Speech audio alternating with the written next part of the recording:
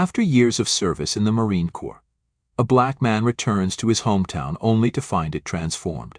The once peaceful community is now plagued by gangs terrorizing its people, with local police corrupted and complicit. Refusing to accept this grim reality, he reaches out to his old comrades, rallying them to stand against the forces of evil. Can he succeed in restoring peace and justice to the place he once called home? Let's follow this story.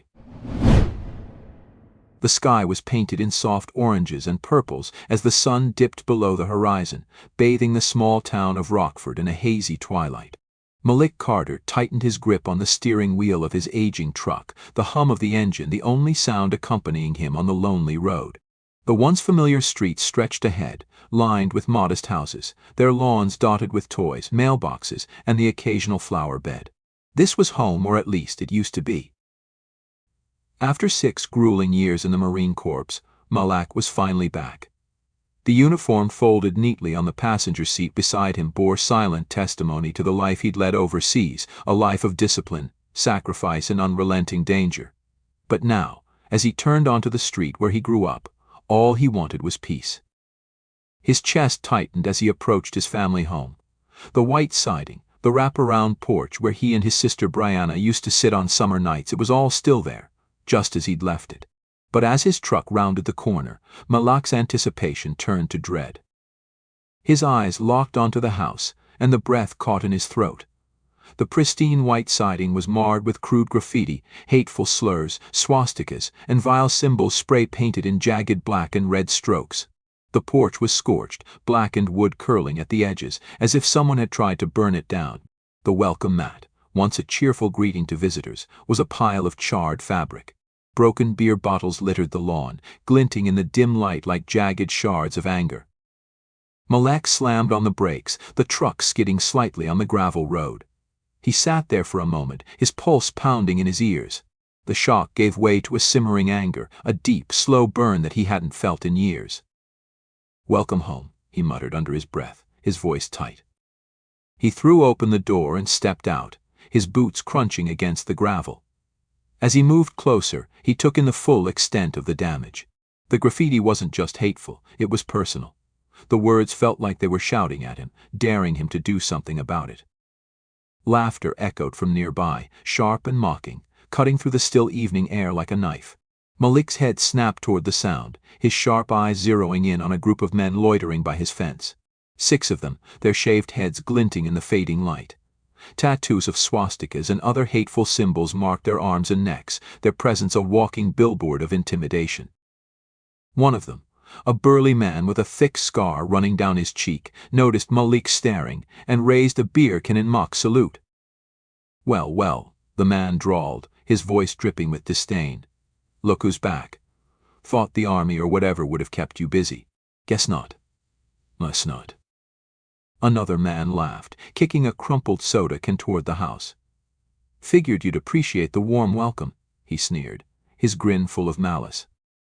Malak's chest heaved as he fought to control the rage bubbling inside him. He took a step forward, his voice cutting through the air like a whip. "Get off my property, now." For a brief moment, the group froze, the command catching them off guard. But then Scar, the leader, stepped forward, his smirk widening. He spread his arms wide, as if inviting Malik to try something. "Or what?" Scar taunted. "You gonna call the cops? Good luck with that. They don't give a damn about you, Carter. Nobody does." The others laughed, their mockery biting and confident. Malik clenched his fists at his sides, his military training keeping him rooted in place. This wasn't fear, it was restraint, the kind that had been drilled into him during countless missions, where one wrong move could mean death. But here, standing in front of his childhood home, it felt like the stakes were just as high. "This is my home," Malik said, his voice low but firm. "You have no right to be here. Leave." Another man parroted his words in a high-pitched voice, earning laughter from the group. Scar's smirk deepened as he kicked an empty beer can toward Malik. "Let me tell you how it works around here," Scar said, pointing a finger at him. "We decide who stays and who goes. And guess what? You don't belong here." Malak's jaw tightened, his muscles coiling like a spring. He knew he could end this quickly. He could take down Scar and his cronies before they even knew what hit them. But that would only escalate things, and Malik had learned the hard way that winning a battle didn't always mean winning the war. "You're trespassing," he said through gritted teeth. "This is your last chance. Get off my property." Scar tilted his head, feigning confusion. "Your property."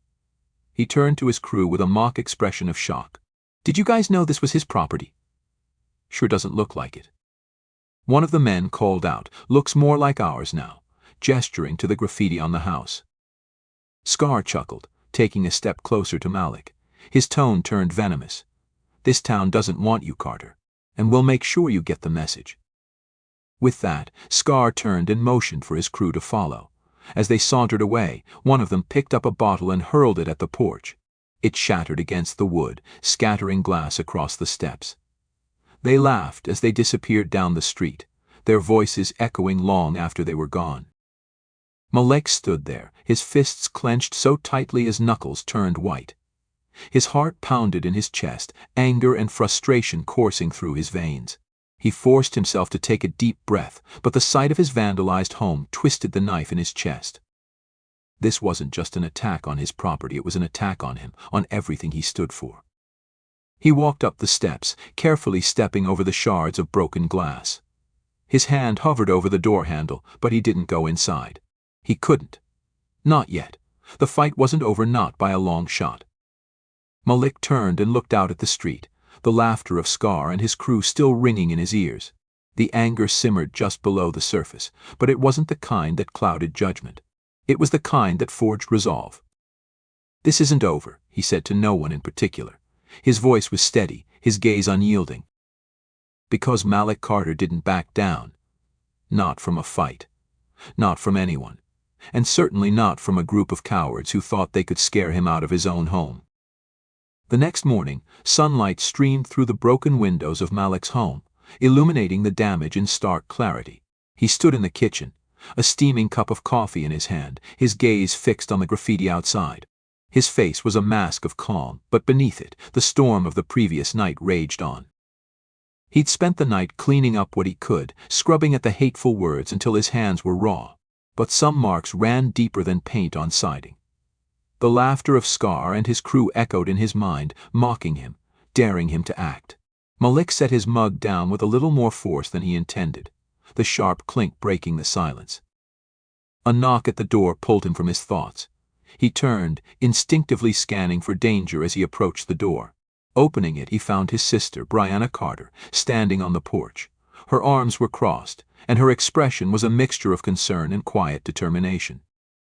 "Morning, Malik," she said, stepping inside without waiting for an invitation. She stopped short, her eyes widening as she took in the damage. "Wow," she muttered, running a hand through her curly hair. "They really went all out, huh?" Malik nodded, leaning against the wall. "Scar and his gang," he said flatly. "They're trying to send a message." Brianna turned to face him, her brows furrowed. "And what are you going to do about it?" He sighed, crossing his arms. "I'm going to stop them." Brianna raised an eyebrow. "By yourself?" "Malik, these people aren't just punks with spray paint. They've been terrorizing families all over Rockford, slashing tires, breaking windows, leaving threats in mailboxes. They're organized. And the police? They're not lifting a damn finger." Malik's jaw tightened. "Then I'll find a way. I've dealt with worse." Brianna stepped closer, her voice softening. "I know you have. But you're not in a war zone anymore. This is home, Malik. And if you go after them the wrong way, they'll come for you even harder. You need help." Her words lingered in the air. Malik hated to admit it, but she was right. This wasn't just about him. It was about the entire community, and he couldn't do it alone. Later that day, Malik sat at the kitchen table, his phone in hand. The list of contacts he'd built during his years in the Marines wasn't long, but it was reliable. Two names stood out, Daryl Hawk Johnson and Marcus Tank Bennett. They weren't just old teammates, they were brothers forged in fire. Men who knew how to handle themselves in a fight. He dialed Hawk first. The line rang twice before a familiar voice answered. "Johnson here." Hawk," Malik said, leaning back in his chair. It's Carter. There was a pause, then a low chuckle. Malik Carter.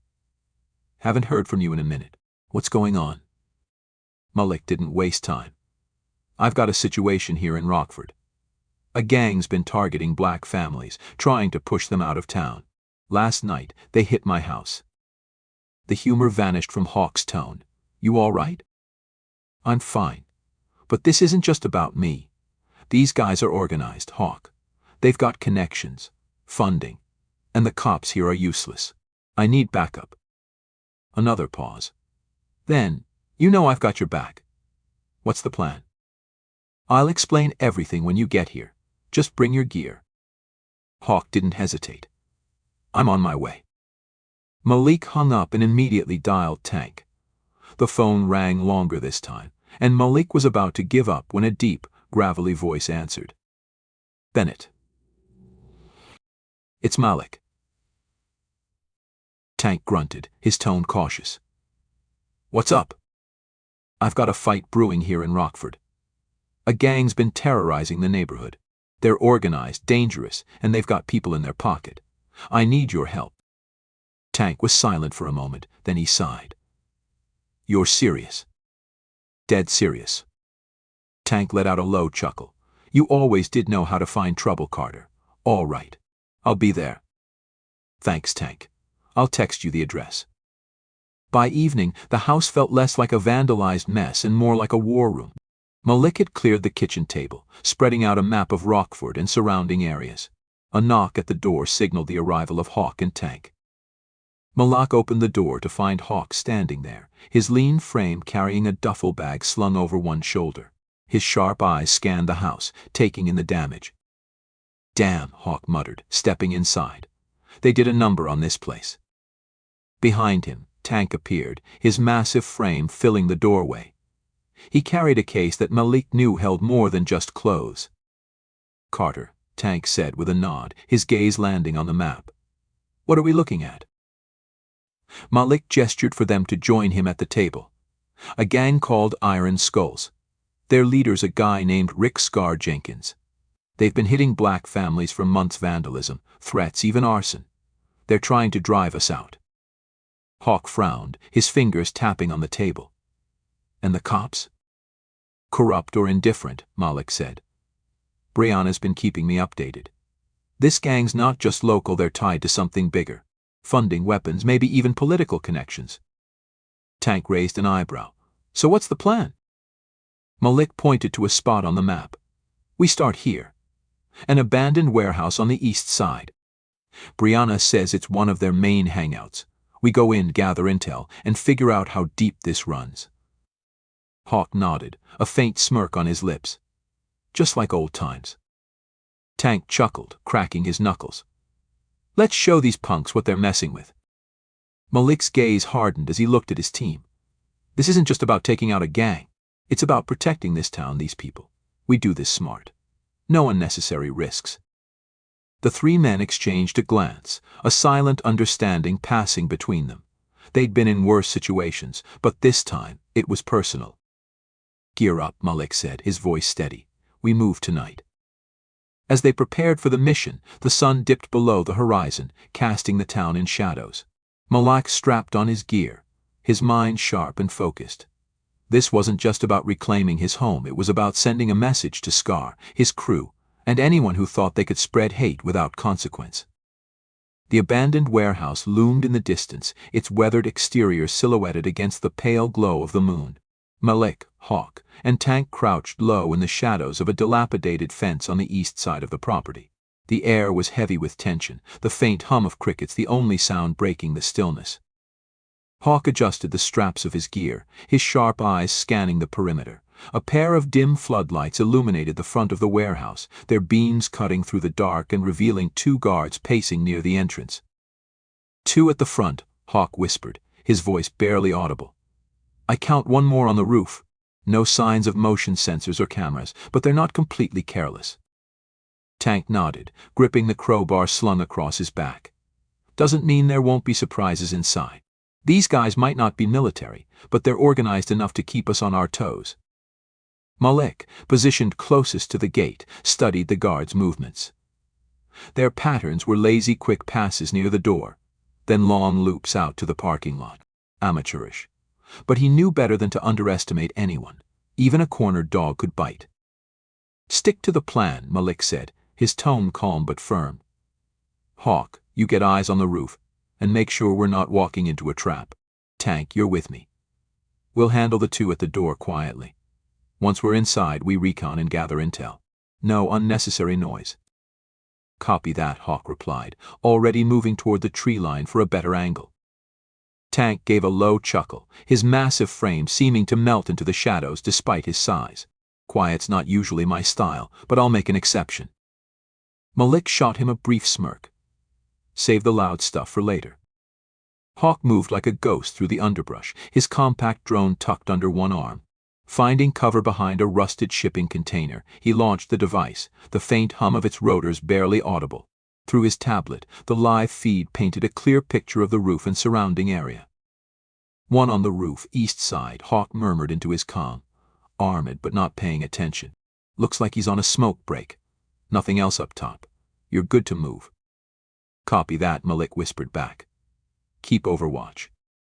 Down below, Malik and Tank crept toward the main entrance. The guards were chatting, their low voices carrying faintly on the breeze. One of them leaned casually against the doorframe, a cigarette dangling from his lips.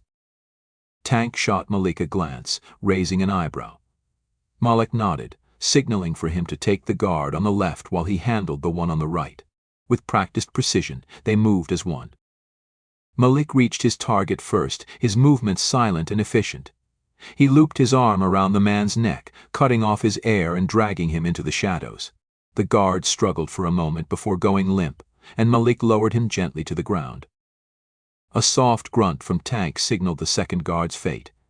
Tank emerged from the shadows a moment later, wiping his hands on his pants. "Easy work," he muttered. "Let's keep it that way," Malik said, pulling a small flashlight from his pocket. He pressed it against the lock on the door, the soft click of his picks working quickly to undo the mechanism. Within seconds, the door creaked open, and the two slipped inside.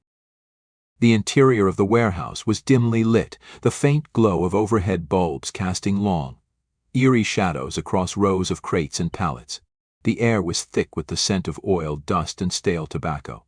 Malik raised a hand, signaling Tank to stop as he surveyed their surroundings. "This place is a maze," Tank murmured, his voice low. "What are we looking for?" "Anything that tells us how deep this goes," Malik replied, his eyes scanning the rows of crates. "Weapons, money, shipment logs. They're not just vandalizing homes. This operation is bigger than we thought." The sound of faint voices drew their attention to a corridor on the far side of the room. Malik motioned for Tank to follow, their steps silent as they moved closer. Peering around the corner, they saw a small group of men huddled around a table, their conversation hushed but intense. "Looks like management," Tank whispered. "What's the play?" "We need what they've got," Malik said. "But we can't spook them. Hawk, you seeing this?" From his vantage point outside, Hawk's voice came through the comms. "Yeah, I've got eyes. Looks like they're sorting something, documents, maybe maps. Could be what we're looking for." "Cover us," Malik said. "We're moving in." Malik and Tank crept closer, using the crates for cover as they approached the table. The men were too focused on their conversation to notice the shadows closing in around them. One of them, a wiry man with a clipboard, gestured to a stack of papers spread across the table. "These shipments are late," he hissed, his tone sharp. "If Scar finds out—" "He won't," another interrupted, his voice gruff. "Just get it sorted before the next drop." Malik's heart quickened. This was the proof they needed to tie the gang to larger operations. He glanced at Tank, who nodded, his hand tightening around the handle of his crowbar. Before Malik could signal the next move, the sound of footsteps echoed from the other side of the warehouse. Both men froze, their eyes darting toward the noise. "We've got movement," Hawk warned. 3 more coming in from the loading dock. "Damn it," Malik muttered. "We're boxed in." Tank grinned, his voice low but eager. "Guess we're going loud after all." Malik's jaw tightened. "Not yet. Let's see if we can." The wiry man at the table glanced up, his eyes narrowing as he spotted the shadows moving behind the crates. "Hey, who's there?" The room erupted into chaos. Malak sprang into action, lunging toward the table as the men scrambled for weapons. He caught the wiry man by the wrist, twisting it sharply and forcing him to drop the clipboard. Tank charged in beside him, his crowbar swinging in a wide arc that sent another man sprawling. The three reinforcements burst into the room, their shouts echoing through the warehouse. Hawk's voice crackled through the comms. "I've got you covered. Taking the roof guy out now." A sharp crack of Hawk's suppressed rifle rang out, and the man on the roof dropped silently. Malik grabbed the stack of documents, shoving them into his bag as Tank held off the attackers. "Fall back," Malik shouted, his voice cutting through the noise. "We've got what we need." Tank nodded, delivering a final blow to one of the thugs before retreating toward the exit. Malik covered their retreat, his sharp movements keeping the gang off balance. As they burst through the door and into the night, Hawk was waiting for them, his rifle slung over one shoulder. "Let's move," he said, motioning toward the tree line. "We've got company on the way." The three disappeared into the shadows, their hearts pounding as the sound of engines roared to life behind them. Malik clutched the bag tightly, his mind racing. They'd made it out, but the fight was far from over. The trio regrouped at a safe house on the outskirts of Rockford, a small cabin tucked away in a dense grove of trees. The adrenaline from the warehouse raid was beginning to wear off, replaced by a heavy silence as they spread the stolen documents across the rickety wooden table in the center of the room. The faint hum of insects outside was the only sound as Malik, Hawk, and Tank pored over the evidence they'd risked their lives to retrieve. "These aren't just shipment logs," Hawk said, his sharp eyes scanning the neatly typed lists of dates, locations, and quantities. "This is a full logistical map. Weapons, money transfers, even supply routes. They're running a whole damn operation." Tank leaned over the table, tapping one of the pages with a thick finger. "Look at this. Denver, Phoenix, St. Louis. These aren't small-town targets. They're gearing up for something big." Malak's jaw tightened as he flipped through another stack of papers. Among the logs and invoices were maps of Rockford and neighboring towns, each marked with red X's. Homes, businesses, and community centers were circled in ominous ink. The gang wasn't just terrorizing the town, they were systematically driving out black families and minority-owned businesses, clearing the way for their twisted vision of a purified community. "This isn't just a gang," Malik said, his voice low and steady. "This is an organized network. And these shipments, they're not just for Rockford. They're expanding." Hawk sat back, his brow furrowed, which means they're getting help from the outside. No way Scar and his crew could pull this off alone. Malak nodded, his gaze falling on a name that appeared repeatedly in the documents, Capitol Ridge, a warehouse in a neighboring city. It was mentioned in connection with meetings, large cash transfers, and communications with unnamed partners. "This is the next step," Malek said, pointing to the location on a map. "Capitol Ridge. If we want to shut them down, we need to hit them where it hurts. That's where their leaders are, the people funding this." Tank grunted, crossing his arms. "And what happens when we get there?" "We're three guys going up against an army." "We don't fight the army," Malik replied. "We expose the generals." The safe house became a hive activity as the team prepared for their next mission. Hawk, with his technological expertise, worked tirelessly on extracting as much data as he could from the stolen documents and inputting it into a secure laptop. Every shipment, every transfer, and every name was logged and cataloged. "Look at this," Hawk said, pointing to a spreadsheet he'd created. "We've got names, donors, suppliers, even a couple of political connections. Some of these people are from out of state, but a few are right here in Capitol Ridge." "Political connections," Tank scoffed. "Figures. Probably why the cops haven't done anything about these guys." Hawk nodded grimly. "And if we don't move fast, they'll bury this. These people have money, power, and influence. Once they know we've got this, they'll burn every trace of their involvement." Malak stood by the window, staring out at the darkened forest. His mind raced, weighing the risks against the rewards. Capitol Ridge wasn't just another warehouse raid. It was the heart of the operation. If they failed, the gang would regroup, stronger and more cautious than before. But if they succeeded... He turned back to his team, his voice firm. "We hit Capitol Ridge tomorrow night. But this time we're not just gathering intel, we're taking down their leadership." Tank raised an eyebrow. And Scar? He'll be there, Malik said. He's too important to the operation not to be. If we can take him alive, he'll lead us to the rest of them. Hawk looked up from his laptop. I've got the gear ready. Drone, comms, and surveillance. But we'll need to be surgical with this one. No room for mistakes. Tank cracked his knuckles. Surgical's not exactly my style, but I'll manage. Malik smirked faintly. Just follow my lead. We do this right and we end this. The night was moonless, the sky a deep, inky black as the team approached the Capitol Ridge warehouse. From their vantage point on a nearby hill, they could see the sprawling complex below. Rows of shipping containers, a fenced perimeter topped with barbed wire, and floodlights casting harsh beams across the property. The central building was a massive two-story structure, its windows glowing faintly with light. Even from a distance, the activity was clear: vehicles moving in and out, guards patrolling with rifles, and shadows of people moving inside. Hawk crouched behind a cluster of rocks, his drone already in the air. The live feed on his tablet gave them a bird's-eye view of the facility, marking guard positions and points of interest. 2 at the main gate, Hawk murmured. Another 3 patrolling the perimeter. Looks like 6 inside the warehouse, maybe more in the office on the second floor. Tank adjusted his gloves, his massive frame hunkered low beside Hawk. How many reinforcements are we talking if this goes sideways? Hawk frowned. Hard to say.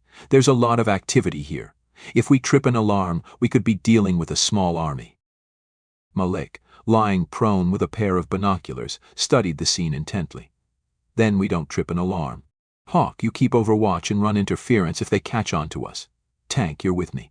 We'll hit the storage area first, disable their comms and cut off their logistics. Then we move to the office. And Scar? Tank asked. Malik's gaze hardened.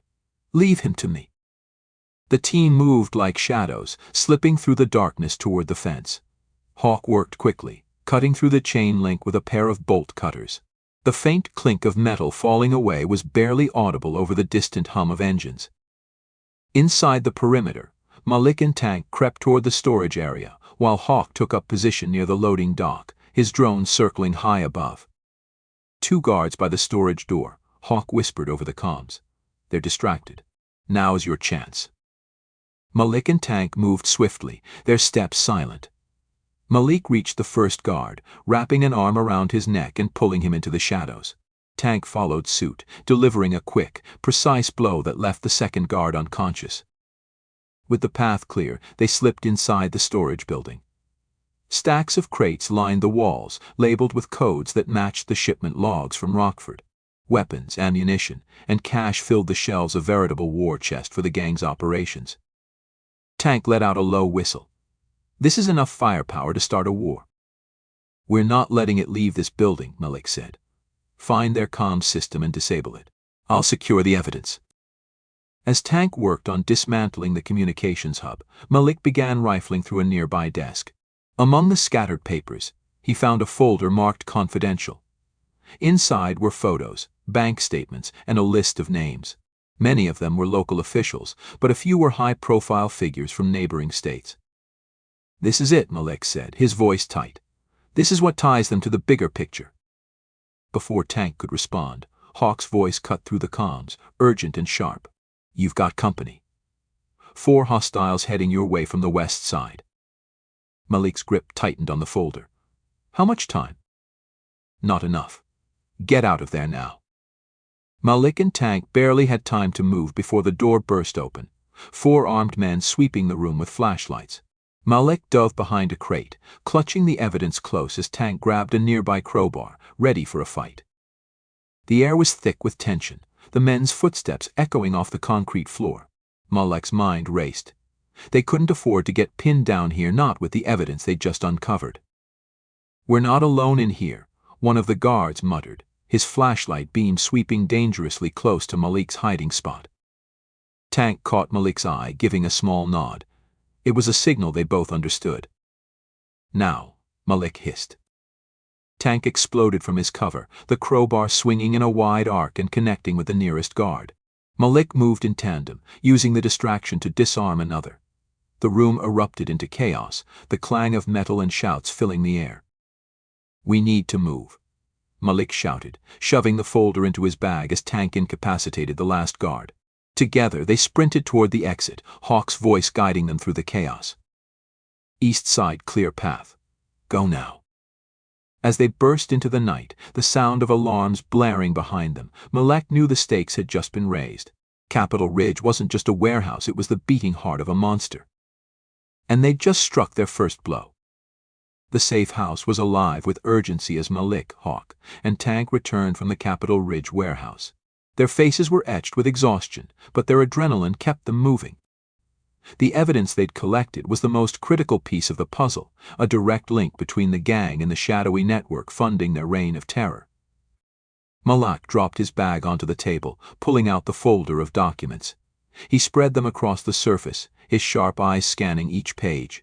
Hawk set up his laptop nearby, connecting the portable hard drive filled with the intel they'd downloaded from the warehouse servers. Tank stood by the door, his massive frame a reassuring presence as he kept watch. "This is bigger than I thought," Malik said, his voice steady but laced with gravity. He held up a page, a list of names and wire transfers. They've got connections in 3 states. Business owners, politicians, even law enforcement. Hawk glanced at the screen as files began populating. These bank records show millions flowing through shell companies. Some of these transfers go straight to Scar's crew. And this one, he paused, his tone turning sharp. It's funding another cell in Denver. Tank crossed his arms, his expression dark. This isn't just about Rockford. They're planning something bigger. Malik nodded, flipping to a map with red X marking various locations. They're not just pushing people out of this town, they're spreading hate like a virus. And if we don't stop them, they'll move on to the next community, and the next. Hawk tapped a few keys, bringing up another document. This is a list of planned meetings. One of them is in 2 days, back in Capitol Ridge, a warehouse on the east side of the city. According to this, their top funders are going to be there. Funders, Tank scoffed. You mean the people pulling the strings? Exactly, Hawk said, his voice tight. This is our chance to expose them.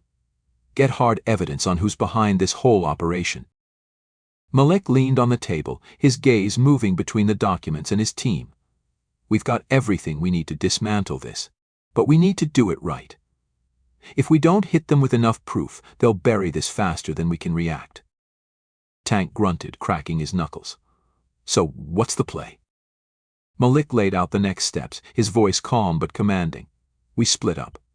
Hawk, you'll handle surveillance. Set up the drone and monitor the meeting from a safe distance. We need eyes on every face that shows up. Hawk nodded. Got it. I'll record everything. Tank, Malik continued, you're with me. We'll infiltrate the meeting, plant recording devices, and collect physical evidence. Names, ledgers, anything that ties these people to the operation. Tank smirked. And if things go south? Malik's gaze hardened. We don't let anyone escape, especially Scar. The room fell silent, the weight of the mission settling over them. They knew the risks. This wasn't just about stopping a gang, it was about dismantling an entire network of hate. Failure wasn't an option. The team arrived at the new warehouse the night before the meeting, parking their vehicle a safe distance away in a secluded patch of forest.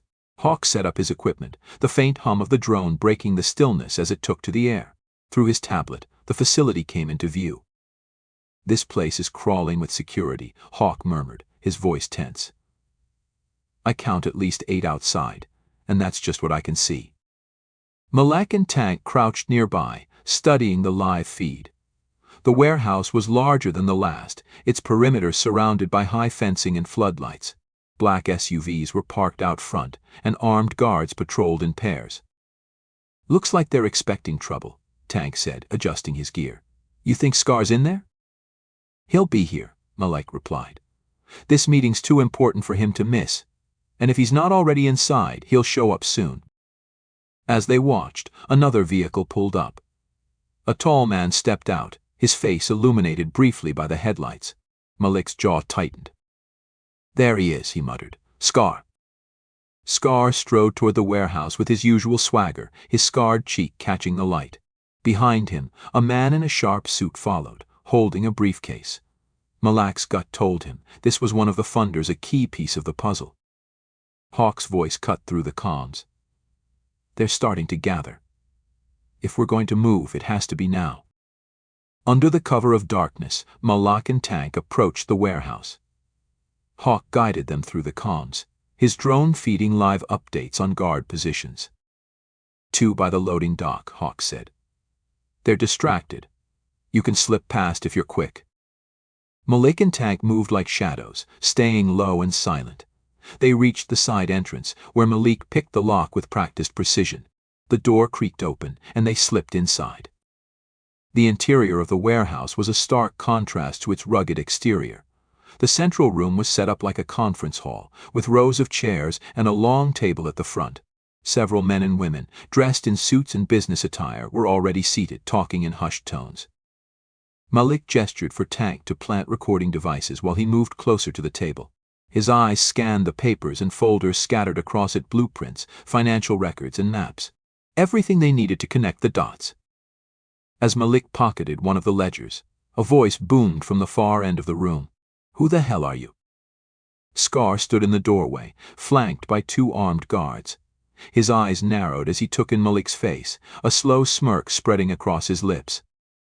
Well, if it isn't the Marine, Scar drawled. You just don't know when to quit, do you? Malak straightened, his gaze steady. I don't quit, Scar. Not when people like you are tearing my town apart. Scar chuckled, motioning for his guards to move forward. You think you can walk in here and stop this? You're out of your depth, Carter.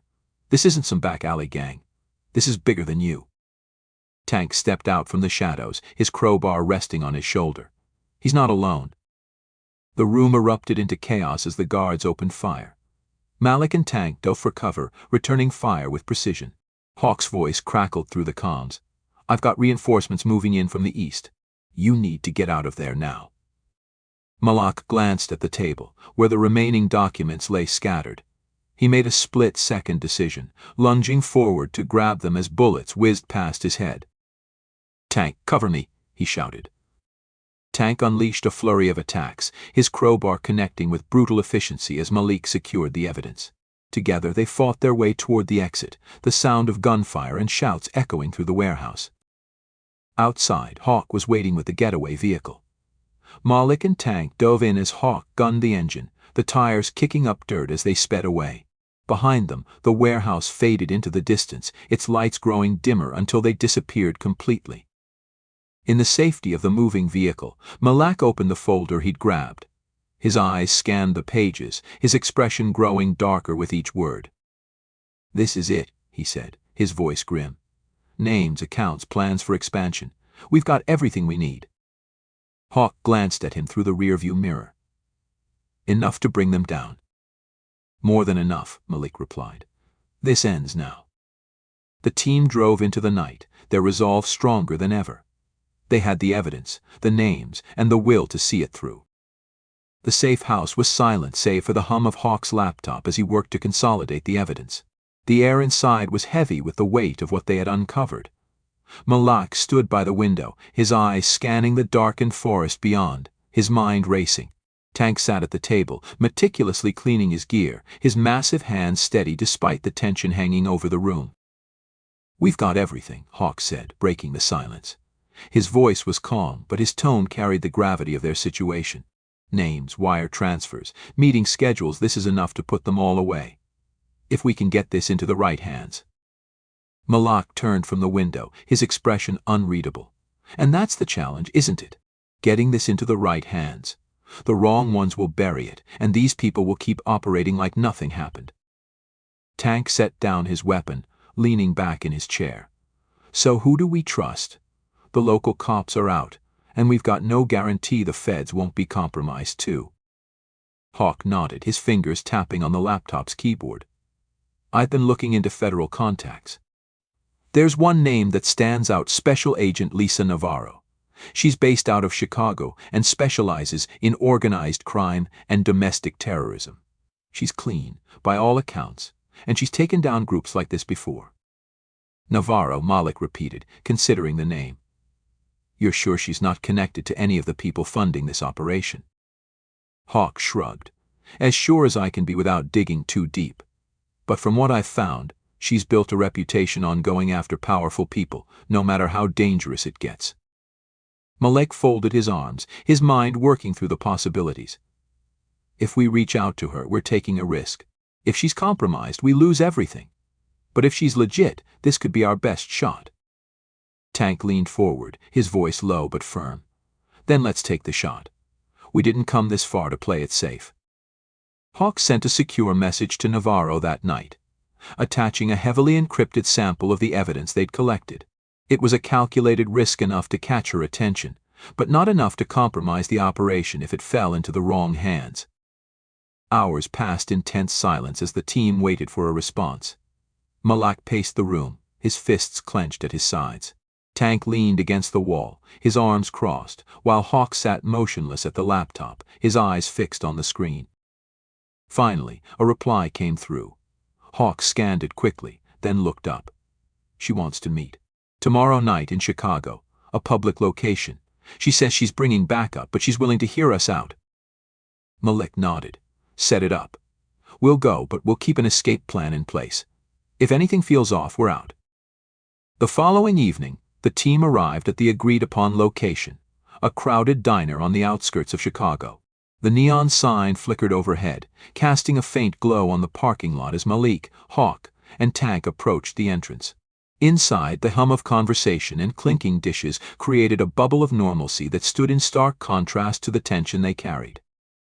Navarro was waiting in a booth near the back, her sharp eyes scanning the room. She was a woman in her early 40s, with dark hair tied back in a practical ponytail and a demeanor that spoke of experience.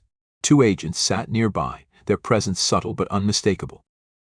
Malik led the way, his posture tense but controlled. As they reached the booth, Navarro gestured for them to sit. Her voice was calm but firm as she spoke. "You're the ones who sent the message," she said, her gaze moving between them. "I don't know who you are, but if half of what you sent me is true, you've uncovered something big." Malik leaned forward, his eyes locked on hers. "It's all true. And we've got more. Enough to take down the entire operation." Navarro raised an eyebrow. "That's a bold claim. But I've seen enough to know this isn't a bluff. What's your angle? Why come to me?" "Because we can't trust anyone else," Malik said bluntly. "The local cops are compromised, and the people funding this have deep pockets. If we hand this over to the wrong person, it disappears. We need someone who's not afraid to follow it through, no matter where it leads." Navarro studied him for a moment, her expression unreadable. Then she nodded. "Show me." Hawk slid a flash drive across the table. "This is everything. Names, bank accounts, plans for expansion.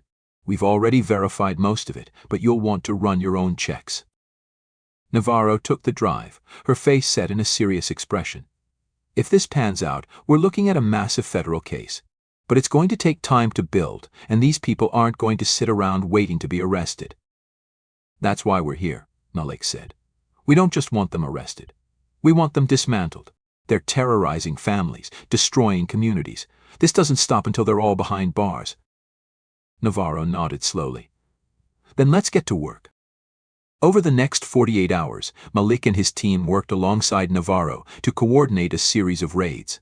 Using the evidence they had collected, federal agents targeted key locations in Rockford, Denver, and other cities tied to the network. Warrants were issued, and local law enforcement was carefully vetted to ensure no leaks. The Capitol Ridge warehouse was the first target. In a carefully orchestrated operation, federal agents stormed the facility, arresting Scar and several of his lieutenants. Malik and Tank watched from a distance as the gang members were hauled away in handcuffs, their reign of terror finally brought to an end. "That's one down," Tank muttered. "How many more to go?" "As many as it takes," Malik replied. The operation made headlines across the country. News outlets reported on the arrests of high-profile business leaders and politicians connected to the network, their names splashed across screens and front pages. The once untouchable figures were now facing public scrutiny and criminal charges. Malik sat in the safe house, watching the news coverage with a rare sense of satisfaction. Brianna called to thank him, her voice filled with relief. "You did it," she said. "You gave this town a chance to heal." But Malak wasn't celebrating yet. He knew there was still work to be done. Scar and his crew might be behind bars, but the fight against hate and corruption was far from over. Tank's voice broke the silence. "So, what's next?" Malik turned to his team, his gaze steady. "We keep going. There are more out there, more gangs, more networks. And as long as they exist, we've got a job to do." Hawk grinned, leaning back in his chair. "Count me in. Someone's got to keep you two from getting yourselves killed." Malik allowed himself a small smile. "Then let's get ready. The fight's not over." As the sun set outside the safe house, the three men prepared for the battle still to come. They had won this round, but they knew the war for justice was just beginning. Join us to share meaningful stories by hitting the like and subscribe buttons. Don't forget to turn on the notification bell to start your day with profound lessons and heartfelt empathy.